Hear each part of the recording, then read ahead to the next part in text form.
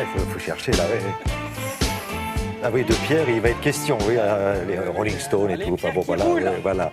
Bonjour Laurence, Laurence Dorlac va nous emmener à la rencontre d'un trésor, un trésor de guerre, de la beauté, la pierre d'Alain. Qui roule jusqu'à nous dans les pharmacies depuis 1878. Je vérifie mes petites fiches qui n'en sont pas, puisque c'est tout simplement la boîte jaune. Cette boîte jaune, ce fameux jaune, on le connaît aussi pour... alors oui, alors il y a énormément de marques, etc. Alors je vais mettre mon nom dessus, mais c'est une marque qui existe depuis le 19e siècle, donc dans les pharmacies, très bonne implantation, et puis qui fait un petit retour. Alors très joliment, Anne-Marie Revol disait « Oh, un joli emballage vintage », mais oui, Anne-Marie, il est vintage, mais il est d'époque en fait. Voilà.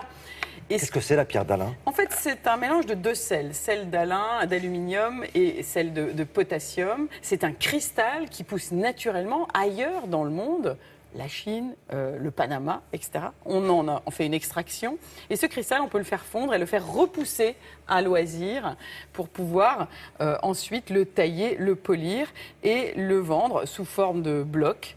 Et c'est très connu pour juguler la transpiration. C'est aussi très connu pour calmer les petits boutons. C'est aussi très connu pour rendre la peau belle après une épilation. Tout ça existe depuis, comme on dit, la nuit des temps. Il y a énormément d'études scientifiques aussi qui tentent de prouver les bons et mauvais usages de la pierre d'Alain. On n'est pas encore... Il y a parfois quelques controverses sur l'usage de la pierre d'Alain, c'est vrai. Mais quoi qu'il en soit, c'est toujours en vente en pharmacie. Et moi, ce qui m'a intéressée, c'est une histoire purement française qui se passe du côté de Cognac. Et vous allez voir, ce jeune entrepreneur-là, qui relance la pierre d'Alain, eh bien, il y était lié familialement, alors qu'il était aussi parti familialement pour une toute autre histoire. C'est un peu complexe ce que je dis. Regardez, écoutez son histoire, c'est marrant.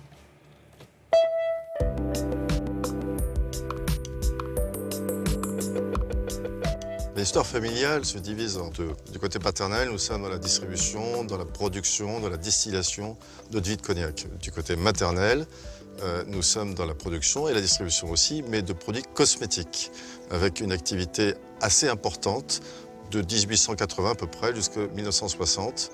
Un certain nombre de salariés, 800 salariés en France, beaucoup de distribution, de la cosmétique bien sûr, du vernis, des crèmes, des produits dérivés tels que des peignes, des brosses, et une activité de production de crèmes, de blocs.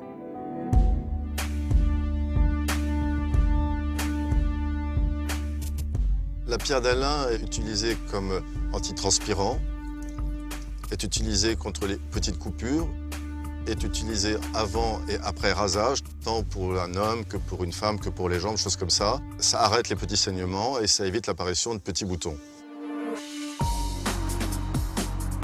La notoriété de la pierre d'Alain aujourd'hui est relativement importante. La recherche du produit 100% naturel avec une histoire redevient vraiment quelque chose que les gens recherchent. Et le Made in France, le 100% français, est aussi très important, en gage de qualité.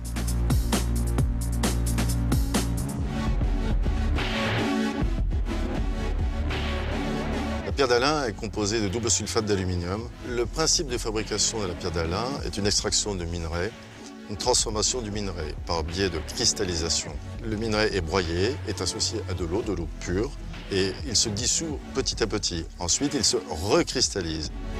Le grand secret de la qualité d'une pierre d'Alain est la cristallisation. D'abord l'eau qui est utilisée, la matière première, et ensuite le temps.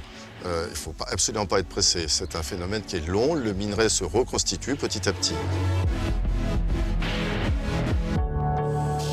Les blocs sont découpés en tranches, elles sont légèrement polies, taillées, arrondies.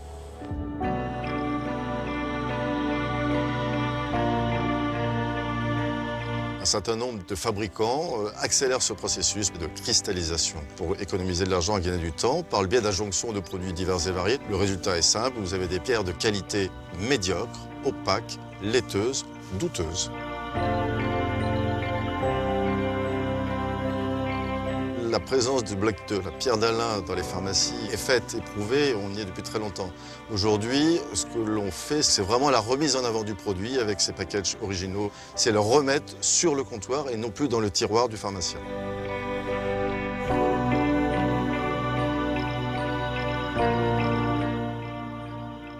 Donc, La vraie pierre d'Alain, on la trempe dans l'eau et elle devient complètement transparente et cristalline. Je ne sais pas si vous voyez, opaque, plus cristalline.